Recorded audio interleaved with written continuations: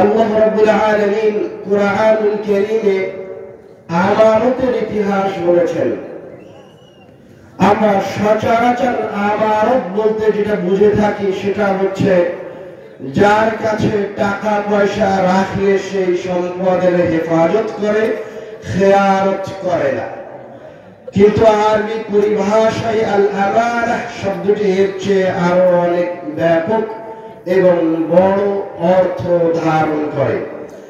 আমানাহ শব্দের আবিধানিক অর্থ হচ্ছে তুমানিনাতুল কলব ওয়া জিওয়ালুল খাউফ। আমানাহ শব্দের অর্থ হচ্ছে অন্তরের প্রশান্তি, জিওয়ালুল খাউফ এবং ওই জায়গা যেই জায়গায় কোনো ভয় ভীতি কাজ করে না। অর্থাৎ বোঝা যাচ্ছে ওই প্রত্যেক ব্যক্তি আমানতদার যার কাছে তার সন্তান নিরাপদ, ওই ব্যক্তি আমানতদার যার কাছে তার ছাত্ররা নিরাপদ, ওই ছাত্ররা আমানতদার যারা তাদের শিক্ষাকে সঠিকভাবে ব্যবহার করছে। তো আল্লাহ রাব্বুল আলামিন বলছেন এই আমানতের ইতিহাস বর্ণনা করতে গিয়ে কুরআনুল কারীমে বলেছেন ইন্না আ'রাদনাল আমানাতা আলাস সামাওয়াতি ওয়াল আরদি ওয়াল জিবাল। আমি এই আমানতটাকে على السماوات والجبال على السماوات والأرض والجبال এই আমানত জিনিসটাকে আমি আসমান জমিন এবং পাহাড় পর্বতের সামনে পেশ করেছিলাম। ফাআলাইনা আন ইয়াহমিলনা, কিন্তু আসমান জমিন পর্বতমালা এগুলি এই আমানতকে বহন করতে অক্ষমতা পেশ করেছে। ফাশফাকনা বিহি, তখন আমি আল্লাহ তাদের উপর রহমত করেছি। আমি জোর করে আমানতটাকে আসমান জমিন আর পাহাড় পর্বতের উপর চাপিয়ে দিইনি। তারপরে আল্লাহ রাব্বুল আলামিন বলেন তাহলে আমানত কে গ্রহণ করলো? ওয়াহালালাহাল ইনসান ইন্নাহু কানা যালুমান জাহুলা। আল্লাহ রাব্বুল আলামিন বলেন আসমান জমিন পর্বতমালা এইরকম বড় বড় মহান সৃষ্টিগুলি আমানতকে বহন করতে অক্ষমতা দেখালো, আর মানুষ আমানতকে তার নিজের কাঁধে তুলে নিল। আল্লাহ রাব্বুল আলামিন একটা হাদিয়া পেশ করছেন যেটা কেউ গ্রহণ করতে পারল না, মানুষ গ্রহণ করল। তো যখন কোনো ভালো কাজ সম্পাদন করা হয়, যখন আল্লাহ রাব্বুল আলামিন কোনো কিছু দেন আর তার উপর আমল করা হয়, তখন আল্লাহ রাব্বুল আলামিন সাধারণত বান্দার প্রশংসা করেন।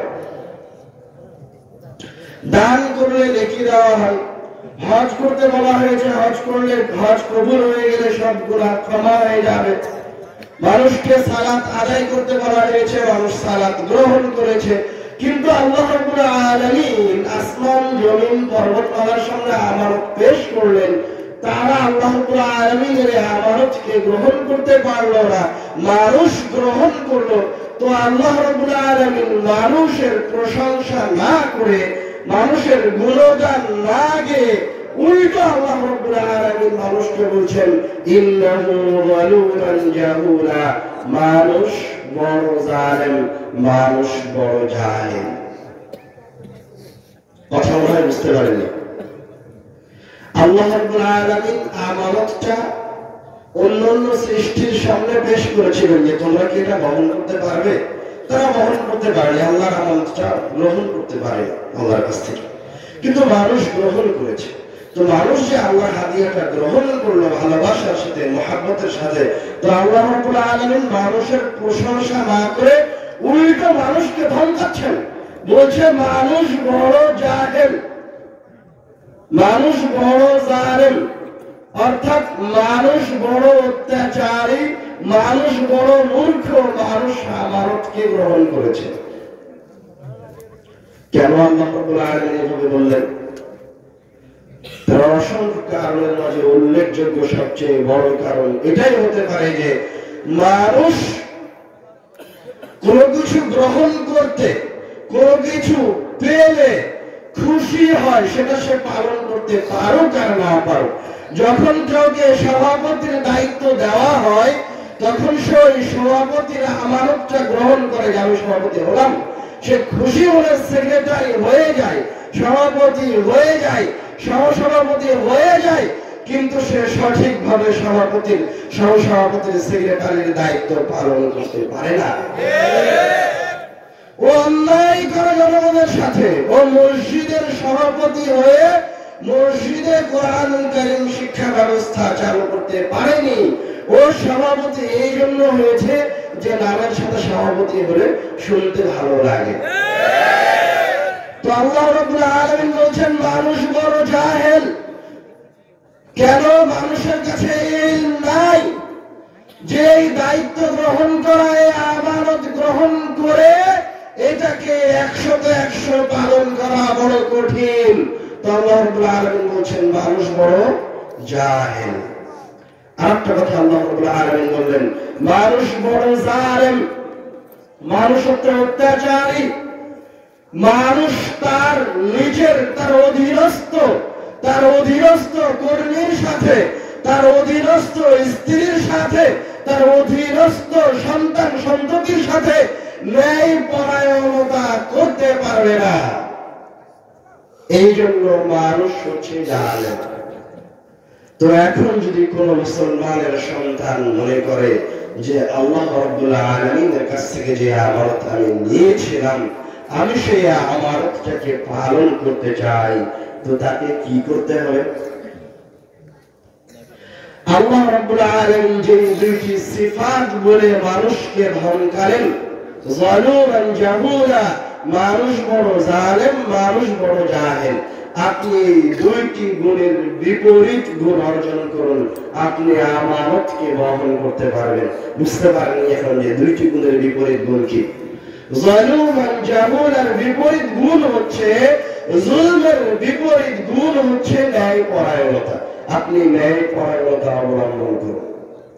আপনি তখন ন্যায় পরায়ণতা অবলম্বন করতে পারবেন যখন আপনি জাহালতের বিপরীতে ইলম অর্জন করতে পারবেন। তো আল্লাহ রাব্বুল আলামিন আপনাকে যে দুইটি সিফাতের কথা বলে, যে দুইটি কথা বলে আপনাকে ধমকালেন যে মানুষ মূর্খ, মানুষ জালেম, আপনি বিপরীত হয়ে যান, মুনসিফ, আদিল, ন্যায়পরায়ণ, বিপরীত হয়ে যান, জ্ঞানী, ইলম চর্চা করেন, কোরআন তেলাওয়াত করেন, তাহলে আল্লাহ রাব্বুল আলামিন আপনার উপর যে আমানত দিয়েছেন এই আমানতটা বহন করা সহজ হবে। আমানতের মাঝে, আমানত যত আমানত আছে তার মাঝে সর্বশ্রেষ্ঠ আমানত হচ্ছে তাওহীদ।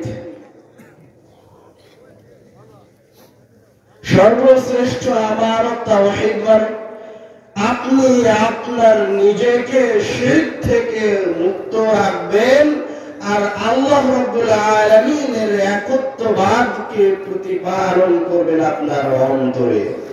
এটা হচ্ছে সর্বশ্রেষ্ঠ আমানত। আর আপনার এই আমানত থেকে খেয়ানত করার জন্য সদা সর্বদা শয়তান আপনার পিছনে লেগে থাকবে। শয়তান আপনাকে কোনোভাবে আপনার শ্রেষ্ঠ আমানত তাওহীদুল্লাহ, আল্লাহ রাব্বুল আলামিনের সাথে শিরক না করে থাকতে দিবে না। শয়তান আপনাকে শিরকের মাঝে নিয়ে যাওয়ার জন্য জান প্রাণ বাজি রেখে চেষ্টা করবে। আপনি জানেন, শয়তান খুব ভালোভাবে জানে যে আপনাকে সরাসরি শিরক করানো যাবে না।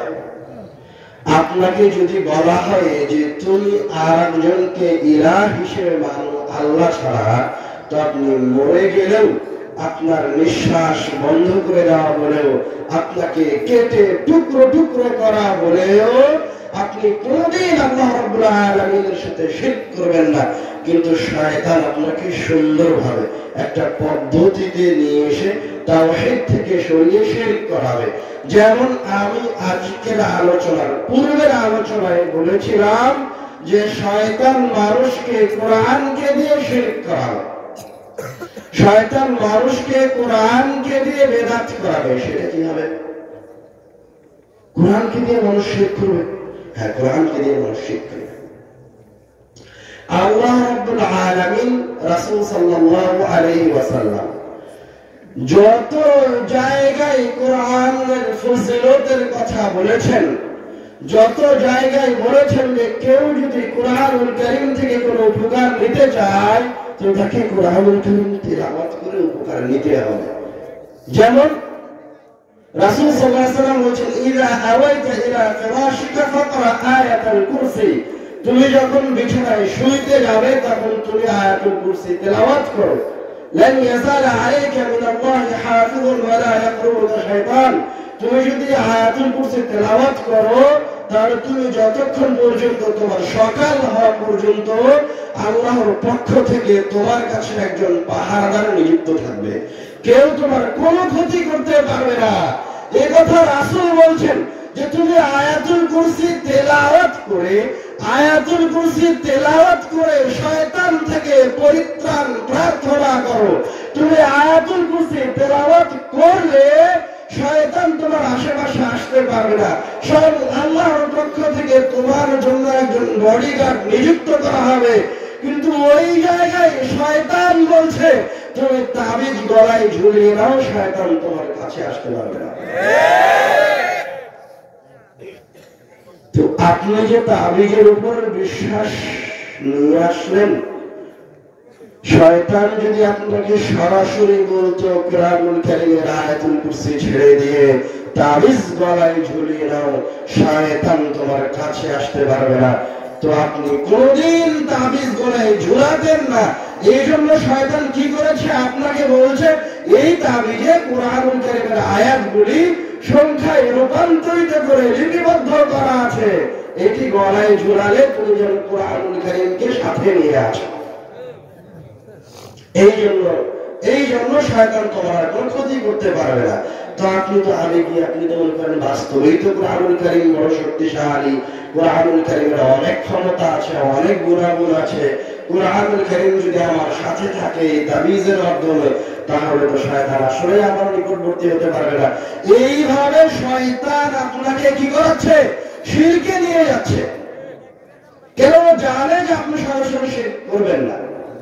ঠিক হুবহু এইভাবে কোরআনুল কারীমকে দিয়ে শয়তান আপনাকে বেদাত করাবে। দেখেন আয়েশা রাদিয়াল্লাহু তাআলা আনহা বলছেন,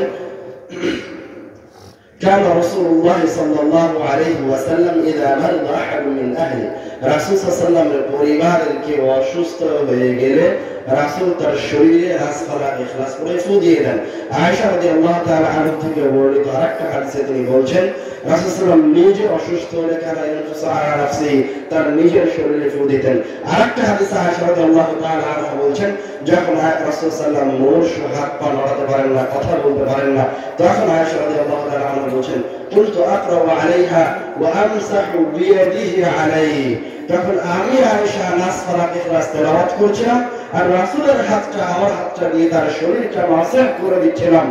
তো একাধিক হাদিস প্রমাণ করছে যে মানুষ মরার আগ পর্যন্ত তেলাওয়াত করবে, মানুষ মরার আগ পর্যন্ত কোরআনকে দিয়ে চিকিৎসা নিবে, মানুষ মরার আগ পর্যন্ত কোরআনকে দিয়ে বিপদ থেকে বাঁচার চেষ্টা করবে। এই কথা একাধিক হাদিসে এসেছে, একাধিক আয়াতে এসেছে, কিন্তু এই প্রমাণ কোরআনুল কারীমের কোথাও নাই, হাদিসের কোথাও নাই যে মানুষ মারা যাওয়ার পর কোরআনুল কারীম মানুষের সরিষা সমপরিমাণ উপকার করতে পারে। এটা কোথাও নাই। কিন্তু শয়তান এবার আপনার ইবাদতকে বিকৃতি করে দিয়েছে। আপনার কোরআন তেলাওয়াত করার কথা ছিল জীবিত অবস্থায়।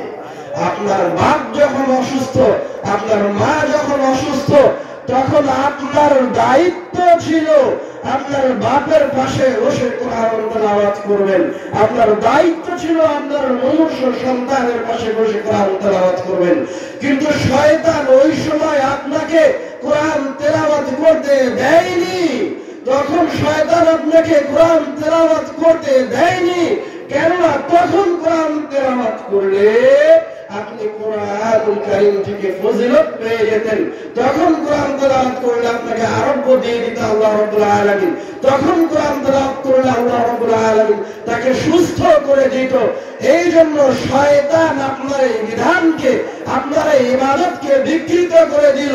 যখন আপনার অসুস্থ সন্তান মারা গেছে, যখন আপনার অসুস্থ পিতা মারা গেছে, যখন আপনার অসুস্থ মা মারা গেছে, তখন আপনি আপনার মায়ের মৃত লাশের পাশে বসে, আপনার বাপের মৃত লাশের পাশে বসে, আপনার মৃত সন্তানের পাশে বসে ওই লাশকে উঠানে রেখে তার চারপাশে বসে থেকে কোরআনুল কারীম খতম করছেন। নাউযুবিল্লাহি মিন যালিক।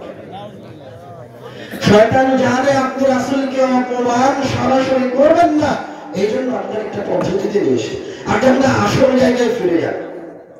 যে জায়গায় মানুষ শয়তানের সাথে মানুষের পরিচয় হয়েছে, মানুষের সাথে সর্বপ্রথম শয়তানের পরিচয় হয়েছে কোথায়? আদম আলাইহিস সালামের সাথে। আদম আলাইহিস সালাম একজন নবী, যাকে আল্লাহ রাব্বুল আলামিন নিজে হাতে বানিয়েছেন। সকলের পিতা আল্লাহ রাব্বুল আলামিন মুহাম্মদ আদম আলাইহিস সালামকে বললেন, তুমি এই গাছের নিকটবর্তী হবে না, এই গাছের ফল খাবে না।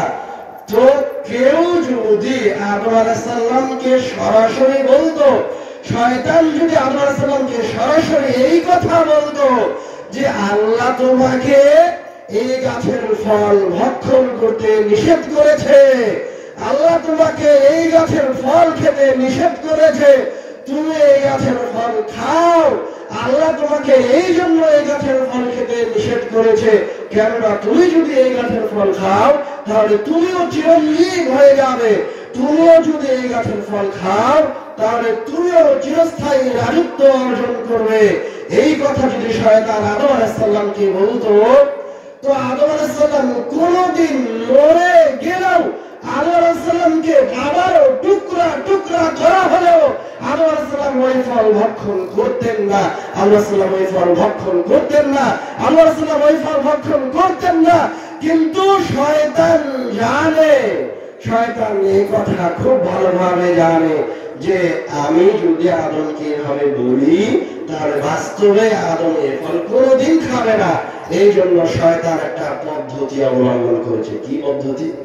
শয়তান আদম আলাইহিস সালামের কাছে এসে বলছে, আদম হাওয়ার সামনে এসে বলছে, ইন্নী লাকুমা লামিনান নাসিহিন, হে আদম হে হাওয়া, আমি তোমাদের জন্য নসিহত দানকারী। শয়তান আদম আলাইহিস সালাম আর হাওয়া আলাইহিস সালামের কাছে এসেছে কি হিসেবে? নসিহত দানকারী হিসেবে। আদমকে এসে বলছে, হে আদম হে হাওয়া, আমি যে তোমাদের উপদেশটা, আমি তোমাদেরকে খুব ভালোবাসি, আমি তোমাদেরকে একটা উপদেশ দেওয়ার জন্য এসেছি। এই উপদেশ তোমাদের খুব কাজে দিবে, তোমরা এই গাছের ফল খেয়ে নাও, চিরঞ্জীব হয়ে যাবে। এখন যখন আদম আলাইহিস সালামকে শয়তান বলছে উপদেশটা, আদম আলাইহিস সালাম তার শয়তানের সাথে পরিচিত নয়। যখন তার সঙ্গে ভালো হিসেবে পেশ করা হয়েছে ফল খাওয়াকে, যে ফলের এরকম এরকম উপকারিতা আছে, আর আমি শয়তান, এ কথা শয়তান বলছে যে আমি শয়তান। আদমকে কি বলছে? আমি তোমার জন্য উপদেশটা, আমি নসিহতকারী। ইন্নী লাকুমা লামিনান নাসিহিন, স্বয়ং আল্লাহ নিজে কোরআনুল কারীমের আয়াতে বলেছেন যে শয়তান আদমকে এসে এই কথা বলেছিল যে ইন্নী লাকুমা লামিনান নাসিহিন, আমি তোমাদের জন্য উপদেশদাতা। এখন আদম আলাইহিস সালাম উপদেশদাতার উপদেশ গ্রহণ করে নিলেন। যখন গ্রহণ করে নিলেন তখন আল্লাহ রাব্বুল আলামিন তাদেরকে জান্নাত থেকে বের করে দিলেন। তখন এবার আদম বুঝতে পারলো যে এই জায়গায় আরেকজন আছে, এই জায়গায় আরেকজন আছে যে সদা সর্বদা আমার সাথে শত্রুতা করে। আর একটা কথা স্পষ্ট ভাবে শুনে রাখেন, ইবলিস কি মারা গেছে? মারা যায়নি। আপনার বয়স কত হতে পারে? সর্বোচ্চ ধরে নিলাম ৭৭ বছর। আর ইবলিস আজ হাজার হাজার বছর থেকে, লক্ষ কোটি কোটি বছর থেকে আপনাকে পথভ্রষ্ট করে আসছে। আপনার বাপ দাদাকে পথভ্রষ্ট করেছে, তার বাপ দাদাকে পথভ্রষ্ট করেছে। আপনাকে পথভ্রষ্ট করতে হবে কিভাবে? আপনাকে দিয়ে শিরক করাতে হবে কিভাবে? আপনাকে দিয়ে বিদআত করাতে হবে কিভাবে? এটা ইবলিসের, শয়তানের লক্ষ কোটি কোটি বছরের অভিজ্ঞতা। তো আপনাকে শিরক করানো আর বিদআত করানো শয়তানের কাছে অন্যায় ব্যাপার। এই জন্য আপনাকে সবার আগে শয়তানকে জানতে হবে। শয়তানকে জানা গেলে আমানতের হেফাজত করা যাবে। আমরা বলছিলাম সর্বশ্রেষ্ঠ আমানত হচ্ছে তাওহীদুল্লাহ, আল্লাহ রাব্বুল আলামিনের একত্ববাদের হেফাজত করতে পারে। আল্লাহ রাব্বুল আলামিন কুরআনুল কারীমে তার তাওহীদের সাথে মাঝে মাঝে আরো একটা জিনিসকে উল্লেখ করেন, সেটা হচ্ছে পিতা মাতার প্রতি শ্রদ্ধাশীল হওয়া। আল্লাহ রাব্বুল আলামিন কুরআনুল কারীমে বলছেন, ওয়াকাদা রাব্বুকা আল্লা তা'বুদু ইল্লা ইয়্যাহ, তোমরা শুধুমাত্র আল্লাহ রাব্বুল আলামিনের ইবাদত করবে, আল্লাহ ছাড়া অন্য কারো ইবাদত করবে না। আর একটা কাজ কি করবে? ওয়াবিল ওয়ালিদাইনি ইহসানা, তোমরা তোমাদের পিতা মাতার সাথে সৎ ব্যবহার করবে। তাওহীদুল্লাহর পরে যেটা বলা হচ্ছে সেটা হচ্ছে পিতা মাতার সাথে সৎ ব্যবহার করা। পিতা মাতার সাথে আপনি সৎ ব্যবহার করতে পারছেন মানে আল্লাহ রাব্বুল আলামিন আপনাকে যে পিতা মাতার সাথে সৎ ব্যবহারের আমানত দিয়েছিল, ওই আমানতকে হেফাজত করতে পারছেন।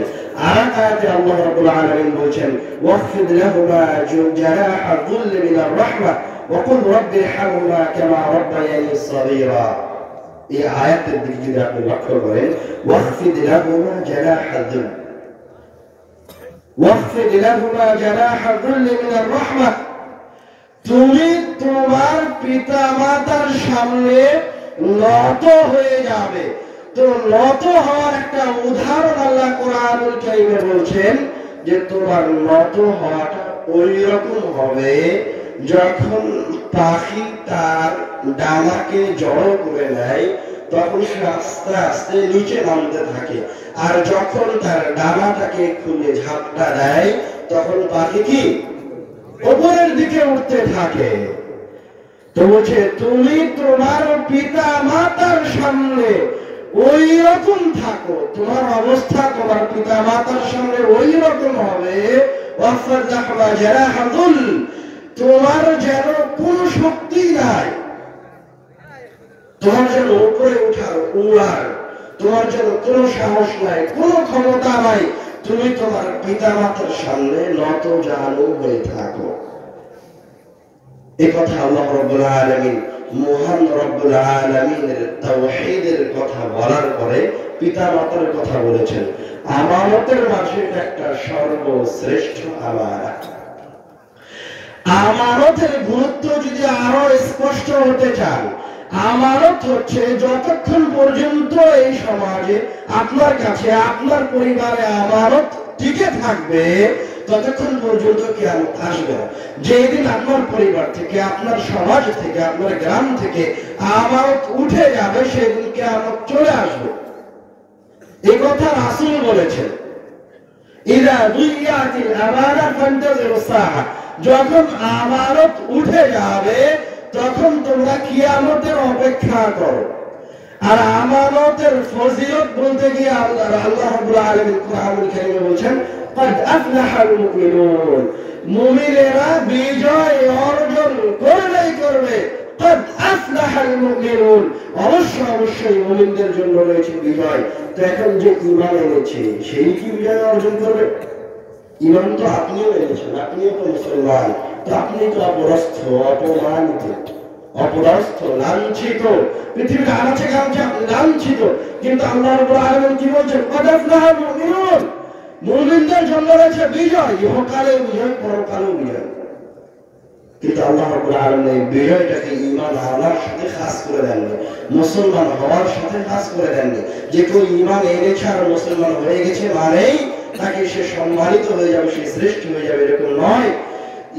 শ্রেষ্ঠ হতে চাইলে, প্রকৃত বিজয় অর্জন করতে চাইলে, قد أفلح المؤمنون, বিজয়ী মুমিন হতে চাইলে আপনার মাঝে একটা সিফাত থাকতে হবে। সিফাতটা কি?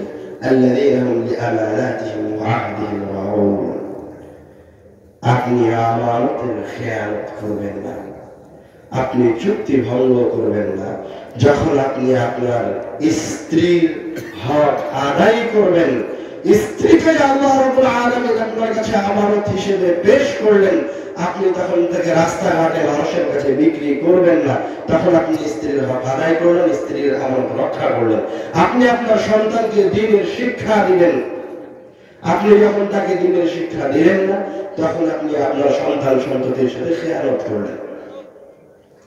আপনার কাছে আপনার অধীনস্থ কর্মচারী কোন টাকা পয়সা পায়, তার অধিকার আছে আপনার কাছে, তাকে দিলেন না, আপনি খেয়ানত করেন।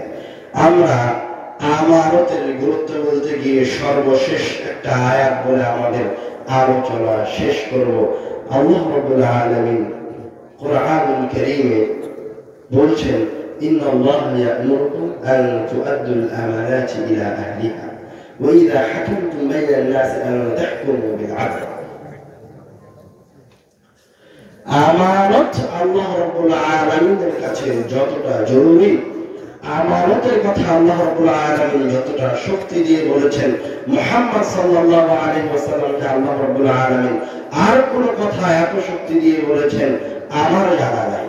কেমন শক্তি দিয়ে বলেছেন? যখন মুহাম্মদ সাল্লাল্লাহু আলাইহি ওয়াসাল্লামকে আল্লাহ রাব্বুল আলামিন কোরআনুল কারীমে সাধারণত কি বলেন? কুল হুয়াল্লাহু আহাদ, হে নবী আপনি বলুন আল্লাহ এক। আবার আল্লাহ রাব্বুল আলামিন কি বলে সম্বোধন করেন? ইয়া আইয়ুহান নবী, হে নবী, হে নবী আপনি বলুন, হে নবী, এইভাবে সম্বোধন করে। কিন্তু একটা আয়াতে আল্লাহ রাব্বুল আলামিন মুহাম্মদ সাল্লাল্লাহু আলাইহি ওয়াসাল্লামকে আর তার অনুসারীদেরকে ওই বাক্য ব্যবহার করে বলছেন যেই বাক্যটা আল্লাহ রাব্বুল আলামিন বনি ইসরাঈলের সাথে ব্যবহার করেছিলেন। আল্লাহ রাব্বুল আলামিন বনি ইসরাঈলকে বলেছিলেন, ইন্নাল্লাহা ইয়া'মুরুকুম আন তাযবাহু বাকারা। বনি ইসরাঈলকে বলেছিলেন তোমরা যে ফিতনা সৃষ্টি করেছো ওই ফিতনা থেকে বের হয়ে আসার জন্য ইন্নাল্লাহা ইয়া'মুরুকুম, নিশ্চয় আল্লাহ তোমাদেরকে নির্দেশ দিচ্ছেন আন তাযবাহু বাকারা, তোমরা গরু জবাই করো। ইন্নাল্লাহা ইয়া'মুরুকুম, এই বাক্যাংশটা আল্লাহ রাব্বুল আলামিন বনি ইসরাঈলের সাথে ব্যবহার করেছেন। আর এই বাক্যাংশটা এক জায়গায় আল্লাহ রাব্বুল আলামিন মুহাম্মদ সাল্লাল্লাহু আলাইহি ওয়াসাল্লাম আর তার উম্মতের সাথে ব্যবহার করেছেন। কোথায়? এই আয়াতের সাবাবুন নুজুল আসলে বুঝতে পারবেন। মুহাম্মদ সাল্লাল্লাহু আলাইহি ওয়াসাল্লাম যখন মক্কা বিজয় করলেন, মক্কা বিজয় করে কাবা ঘরে তিনি সালাত আদায়ের জন্য প্রবেশ করবেন, তো কাবা ঘরের চাবি কার কাছে থাকতো?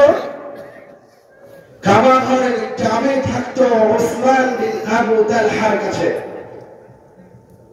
তাদের গোত্র অনুসারে তারা শত শত বছর ধরে, হাজার বছর ধরে কাবা ঘরের দরজা খোলা আর বন্ধ করার কাজে নিয়োজিত ছিল। তো রাসূল সাল্লাল্লাহু আলাইহি ওয়াসাল্লাম যখন মক্কা বিজয় করলেন, তখন কাবা ঘরে ঢুকছেন সালাত আদায়ের জন্য। তখন ওসমান বিন আবু তালহা একজন মুশরিক, তখন ঈমান আদায় করেননি। ওসমানের কাছ থেকে আল্লাহ রাসূল কাবা ঘরের চাবিটা নিয়ে নিলেন, যে কাবা ঘরের গেট খোলা আর বন্ধ করার দায়িত্ব দিয়েছেন ওসমান। উনি এখন ইসলাম গ্রহণ করেননি। একজন মুশরিকের বিপরীতে রাসূল সাল্লাল্লাহু আলাইহি ওয়াসাল্লামের একজন শ্রেষ্ঠ সাহাবী আব্দুল্লাহ ইবনে আব্বাসের হাতে, ওই সাহাবী যাকে আল্লাহ রাসূল বুকে জড়িয়ে ধরে দোয়া করেছেন, আল্লাহুম্মা ফাক্কিহু ফিদ-দীন ওয়া আল্লিমহু তা'ওয়ীল, একজন মুশরিকের বিপরীতে একজন শ্রেষ্ঠ সাহাবীর হাতে রাসূল সাল্লাল্লাহু আলাইহি ওয়াসাল্লাম কাবা ঘরের চাবি, কাবা ঘরের দায়িত্ব বুঝিয়ে দিচ্ছেন।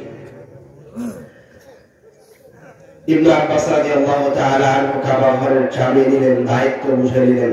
মুহাম্মদ সাল্লাল্লাহু আলাইহি ওয়াসাল্লাম এবার কাবা ঘরে প্রবেশ করেছেন, সালাত আদায় করবেন। তাই এবার কাবা ঘরে অবস্থানরত অবস্থায় মুহাম্মদ সাল্লাল্লাহু আলাইহি ওয়াসাল্লাম কাবা ঘরে ঢুকেছেন। কাবা ঘরের ভিতরে তখন আল্লাহ রাব্বুল আলামিনের পক্ষ থেকে ওহী আসলো, ইন্নাল্লাহা ইয়া'মুরুকুম আন তু'আদ্দুল আমানা। ওই বাক্য ব্যবহার করে আল্লাহ রাব্বুল আলামিন মুহাম্মদ সাল্লাল্লাহু আলাইহি ওয়াসাল্লামকে নির্দেশ দিচ্ছেন, যেই বাক্য ব্যবহার করে বনি ইসরাঈলকে নির্দেশ দিয়েছিলেন। বলছেন, ইন্নাল্লাহা ইয়া'মুরুকুম, নিশ্চয় আল্লাহ রাব্বুল আলামিন তোমাকে আর তোমার সাহাবীদেরকে এই বিষয়ে নির্দেশ দিচ্ছেন যে আন তু'আদ্দুল আমানা, তোমরা আমানতকে তার হকদারের কাছে পৌঁছে দাও, তোমরা আমানতদার হও। তো মুহাম্মদ সাল্লাল্লাহু আলাইহি ওয়াসাল্লাম এমন কি খেয়ানত করেছেন যে কাবা ঘরে তিনি সালাত আদায়ের জন্য ঢুকেছেন আর তাকে আল্লাহ রাব্বুল আলামিন এই নির্দেশ দিচ্ছেন? কি খেয়ানত করেছেন? তিনি তো এরকম কোনো খেয়ানত করেননি, আপনি বুঝতে পারেননি। কাবা ঘরের চাবি ছিল একজন মুশরিকের কাছে, রাসূল সাল্লাল্লাহু আলাইহি ওয়াসাল্লাম তার কাছ থেকে নিয়ে ইবনে আব্বাস রাদিয়াল্লাহু তাআলা আনহুর কাছে দিয়েছেন। এটাই মুহাম্মদ সাল্লাল্লাহু আলাইহি ওয়াসাল্লামের একটা ভুল হয়ে গেছে। আল্লাহ রাব্বুল আলামিন এই ভুলকে শুদ্ধ করে দেওয়ার জন্য একটা কঠিন বাক্য ব্যবহার করছেন। তখন মুহাম্মদ সাল্লাল্লাহু আলাইহি ওয়াসাল্লাম কাবা ঘর থেকে বের হয়ে এসে ইবনে আব্বাসকে যে চাবি দিয়েছিলেন কাবা ঘরের, সেই চাবি তার কাছ থেকে নিয়ে আবার ওসমান বিন আবু তালহার কাছে উঠিয়ে দিলেন। ওই যে ওসমান বিন আবু তালহা, ওই যে একজন মুশরিকের কাছে আল্লাহ রাব্বুল রাসূল সাল্লাল্লাহু আলাইহি ওয়াসাল্লাম চাবি বুঝিয়ে দিলেন। তো তারপর থেকে আজ পর্যন্ত ওই বংশই কাবা ঘরের চাবি ওই বংশের কাছে আছে, তারাই কাবা ঘরের দরজা খোলে, তারাই কাবা ঘরের দরজা বন্ধ করে। তো আপনি কি বুঝতে পারছেন আল্লাহ রাব্বুল আলামিন আমানতদারিতার সাথে কতটা কঠোর?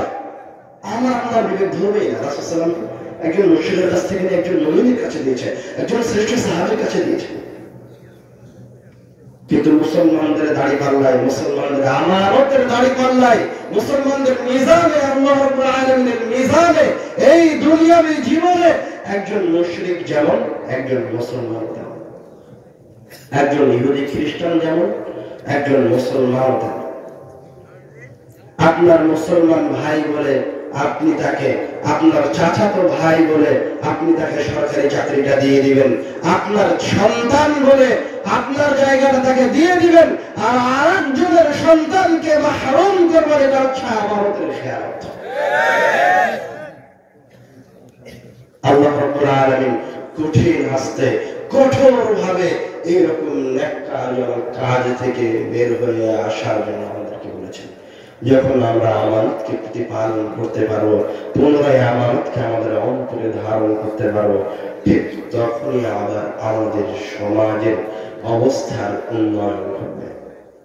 আর সমাজের উন্নয়নের জন্য আর এই আমানতকে বহন করার জন্য আমরা আলোচনার শুরুতেই বলেছিলাম দুইটি জিনিস লাগবে। তার একটা জিনিস ইলম, আর আরেকটা জিনিস হচ্ছে ন্যায়পরায়ণতা।